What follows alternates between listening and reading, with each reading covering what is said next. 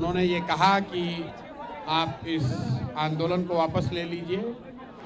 ये मेरे लिए संभव नहीं है, क्योंकि इतने सारे साथियों ने भरोसे से जो मेरे पे विश्वास किया है, उससे हम लोग पीछे नहीं हट सकते हैं।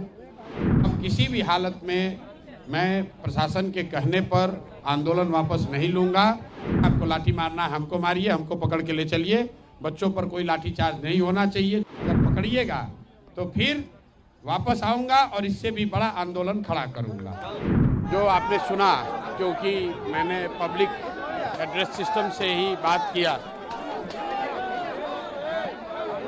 क्योंकि पूरी जो बात हुई वो पब्लिक एड्रेस सिस्टम पर ही बात हुई, तो सबने सुना। जितने साथी यहाँ हैं उन्होंने भी सुना। एडीएम साहब आए थे और उन्होंने ये कहा कि आप इस आंदोलन को वापस ले लीजिए। मैंने जो उनको कहा वो सबने सुना कि ये मेरे लिए संभव नहीं है, क्योंकि इतने सारे साथियों ने भरोसे से जो मेरे पे विश्वास किया है, उससे हम लोग पीछे नहीं हट सकते हैं।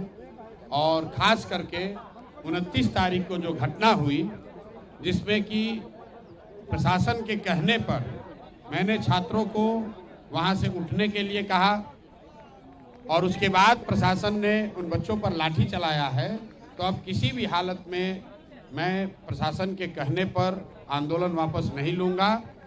और वापस होने की एक ही शर्त है, और वो शर्त ये है कि बच्चे तय करेंगे कि उनको आंदोलन आगे करना है कि नहीं करना है। और वो तय करने के लिए मैंने शर्त रखी है कि बच्चों से मुख्यमंत्री सीधे मिलें, ना उसमें प्रशांत किशोर रहे ना कोई दूसरा रहे।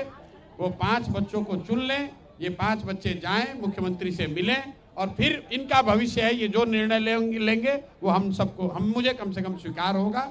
मुझे उससे कोई आगे कुछ कहना नहीं है। आपने सुना, उन्होंने फिर दोबारा यही कहा, सर वापस ले लीजिए, हम बात आगे पहुंचाएंगे, जिसको मैंने खारिज कर दिया।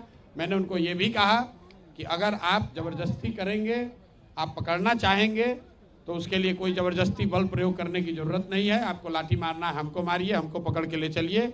बच्चों पर कोई लाठीचार्ज नहीं होना चाहिए। जो लोग यहाँ पर हैं, आपको हमको पकड़ना है, हमको पकड़ के ले चलिए। लेकिन अगर पकड़िएगा तो फिर वापस आऊँगा और इससे भी बड़ा आंदोलन खड़ा करूँगा।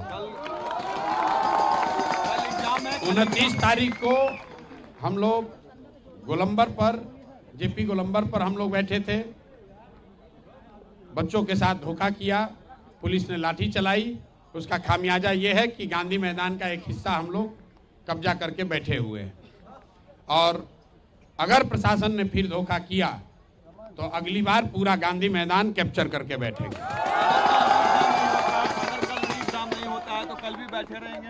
नहीं, हमें एग्जाम से कोई मतलब ही नहीं है। एग्जाम जिन बच्चों का हो रहा है उनका होना चाहिए। सरकार का वो निर्णय हो, अपना होने दीजिए, उससे हमें कोई लेना देना नहीं है।